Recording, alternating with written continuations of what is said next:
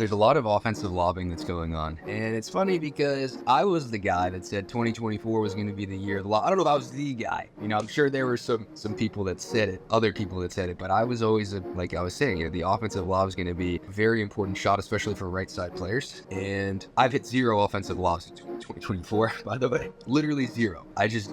I don't have the cojones to do it. I just don't feel comfortable doing it for whatever reason. Sometimes you get into a match or get into a game. It's funny, like a lot of players think that pros are like immune to this, the whole concept of feeling comfortable doing something in practice, and then you get into the game. I'm not immune to that. I know it's not like the pros are immune to that.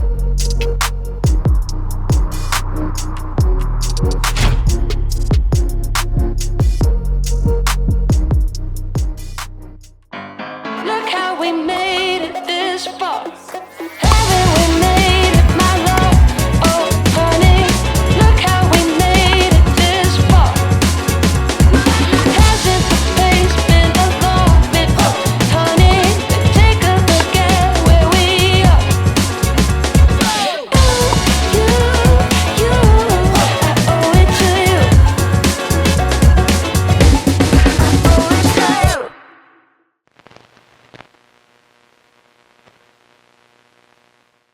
Okay, so I am here completely freestyling this podcast. I was thinking of stuff to talk about, and I'm just having a tough time, so I'm going to kind of just freestyle it. It's funny, I'm here in New York City. We're at the Empire Hotel here. I'm in like a maybe 200 square foot hotel room. Going to play the Major League Pickleball in New York City in a few days, and yeah, just going to kind of talk about everything that's been going on. One thing that I think is definitely worth talking about is just this upcoming MLP seems to be super fun venue. We're going to be playing in Central Park. New York City is my favorite place, I think, probably in the world. It's either New York City or, I don't want to say New York City or Vegas. It's definitely New York City. It's funny when I tell people that, they're like, dang, like New York City or Vegas. Like, I don't know what that says about me, that those are my two favorite places. But anyway, super awesome venue. We just played a tournament in Atlanta.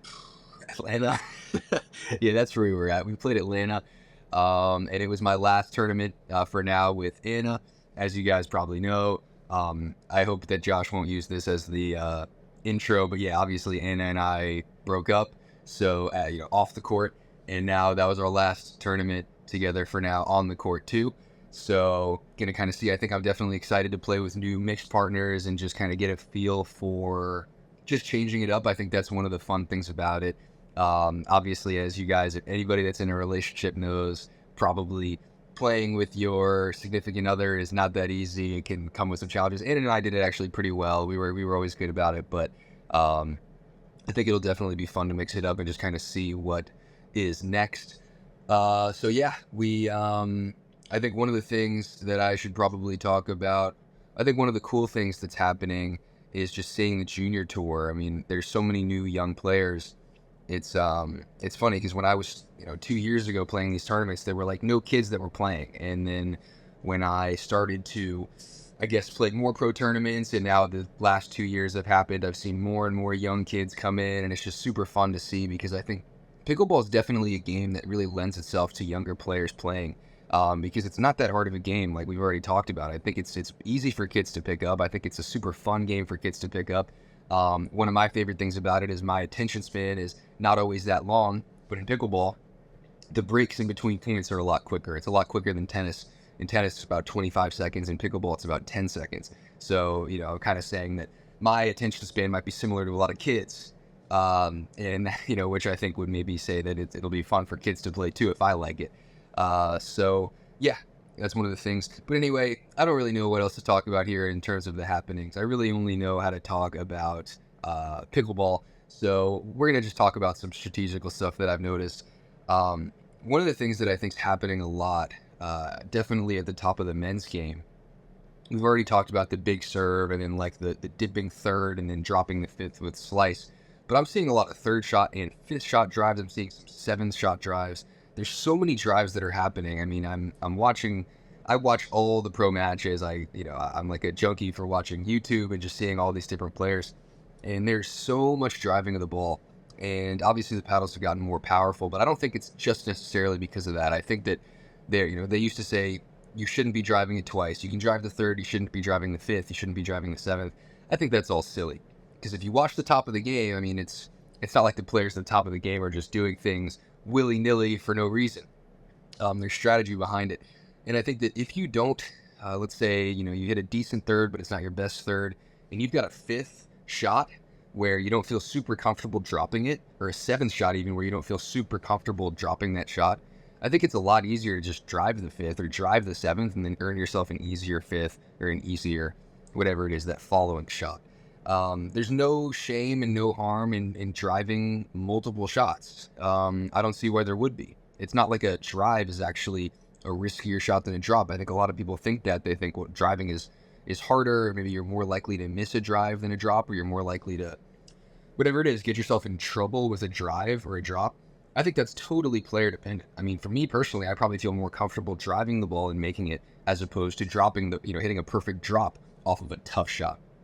And I think that the tougher the shot that I'm hitting is, so the tougher, the return has come to me is, I think it's actually more likely for me to drive that ball. I drive all the time, and I don't really see why you wouldn't as long as you're making your drives. I don't really think you should be missing your drives. I think it's actually a little bit of a mentality switch that happens because a lot of players think, well, you want to drive to beat a star and hit like a winner or some sort of crazy shot. Really what it is just a setup shot to get you into the kitchen on the next ball. And for me, when I'm driving the ball, I'm just trying to make it. I'm just trying to hit it low. And then eventually, if I drive it once, I drive it twice, they're going to either maybe miss their volley, but also probably just give me an easier shot to then drop the next one.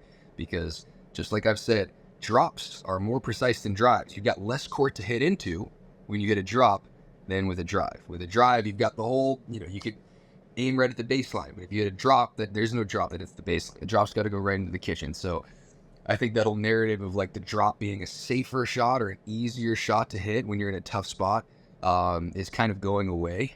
And I think if you watch the top of the game, that, the strategy and a lot of the ways of playing that happen at the top of the game sort of trickle down and players will copy that. And you kind of see, at least from what I've seen, like the lower levels or even just, just the rec players they seem to tend to be maybe like 6 months behind the pro game. It seems like when the pro game starts to make these adaptations, then rec players, whether they're watching pro pickleball or not, it seems like the rest of the game kind of follows the pro game in terms of strategy and how the game is played, which I think is cool. So that's why I'm here to tell you what's happening in the pro game so that you can be ready. So that's one way to think of it. So definitely another thing that I wanted to talk about, there's a lot of offensive lobbing that's going on. There's a lot of lobbing. And it's funny because I was the guy that said 2024 was going to be the year of the lob. I don't know if I was the guy. I'm sure there were some people that said it, other people that said it, but I was always, like I was saying, the offensive lob is going to be a very important shot, especially for right side players. And I've hit 0 offensive lobs in 2024, by the way. Literally 0. I don't have the cojones to do it. I just don't feel comfortable doing it for whatever reason. Sometimes you get into a match or get into a game. It's funny, like a lot of players think that pros are like immune to this, the whole concept of feeling comfortable doing something in practice, and then you get into the game and then you just stick to what you know. I'm not immune to that. I know it's not like the pros are immune to that. I am the same exact way. I was trying to practice the lob, and then I get in the game and I'm like, not for me.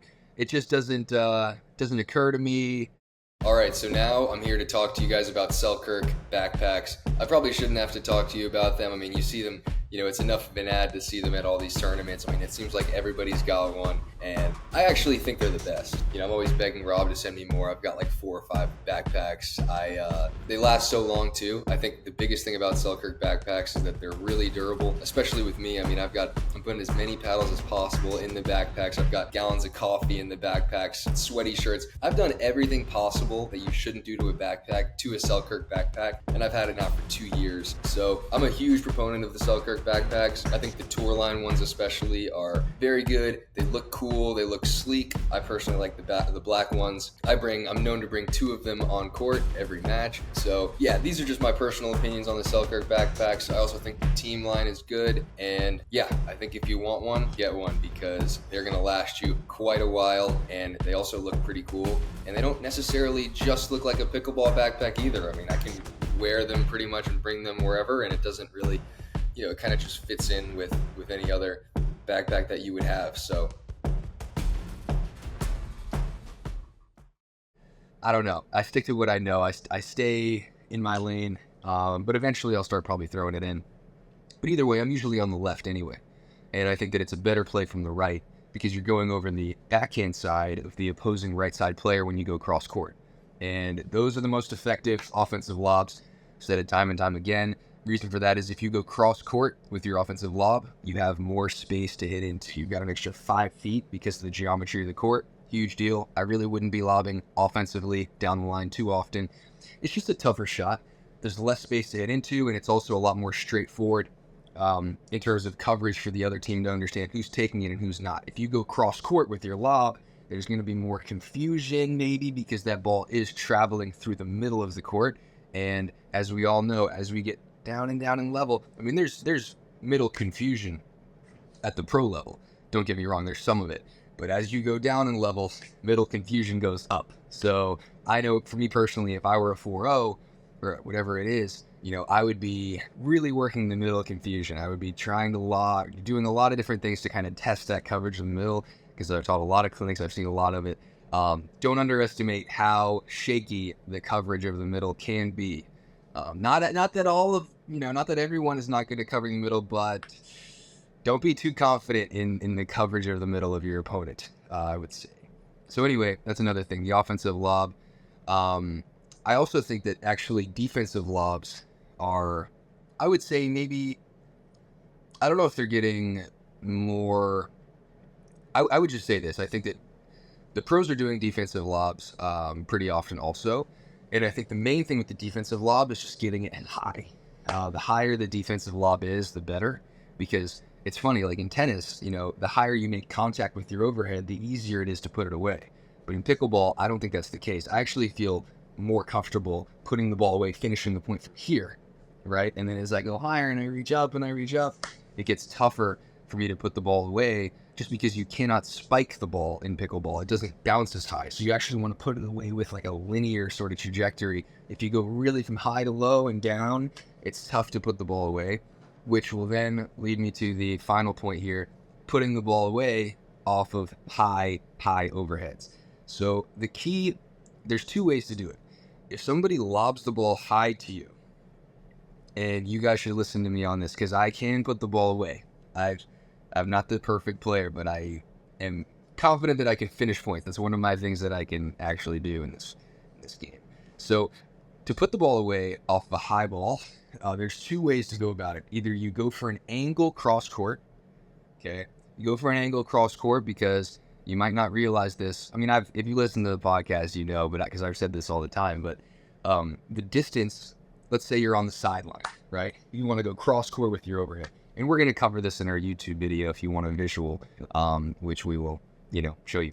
But anyway, if you want to go cross court with your overhead, that distance from sideline to sideline going cross court angle is almost the same amount of distance as if you went all the way to the baseline from sideline down the line. So you have so much space for a cross court angle overhead. I'm a big believer in putting the ball away cross court. You want it to bounce short. So when I have a ball, let's say I'm on, let's say, you can think from my perspective, we're both on the left. You're on the left side of the court. Somebody's lobbed the ball up, and you're only a couple feet from that left sideline. You're all the way over here.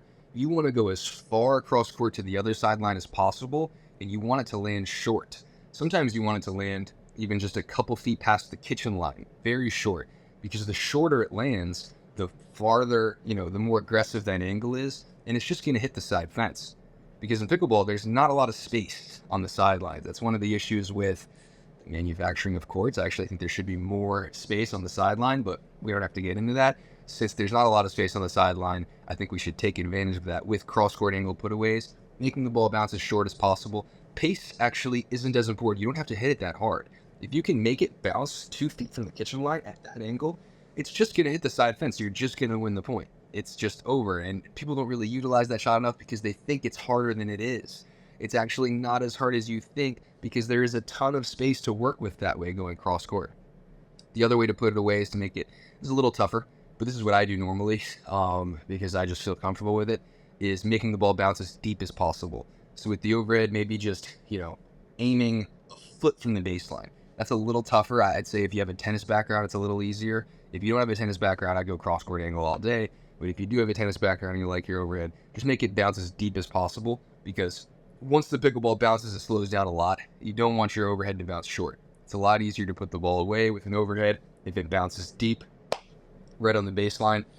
So yeah, that is about it. I was going to talk about some players that are playing well recently, some players that I was really impressed by, because there are those, but I'm forgetting. I guess we'll have to cover that in the next podcast. Definitely give me some feedback in the comments here, actually. Let me know if you want me to talk some more about some other pro players, maybe some, not like, I'm not going to talk about like the gossip and the drama of the pro scene, but like some, because I don't even have friends, but just like basically, some other pros that are playing well. What am I seeing them doing? For example, like, I was actually impressed by Hayden Patrick-Wynn. He's only about 5'4", probably, Hayden Patrick-Wynn is, or something. I can't really tell. He's so small, but he's able to take balls out of the air with his backhand super well and put them away cross court, which is what I was telling you guys. That backhand flick going cross court, you can actually reach further in, which is, we'll save that for another episode, but different things like that I'm seeing other players do successfully, how they're doing it successfully, and maybe how you can implement that type of stuff into your game. Let me know. That's about it. The coaching Instagram, we're posting in it 2 times a week. It's growing so fast. It's doing so well. So make sure to check that out too. James Ignatowich Coaching. Our Instagram page has got like 5,000 followers already. People are loving it. It's just more visual representations and stuff. So when I talk about the stuff, instead of just hearing me talk endlessly, we actually show me hitting it, or we show my friend Ryan hitting it. So yeah. That's about it. Thank you for watching, guys. That's all.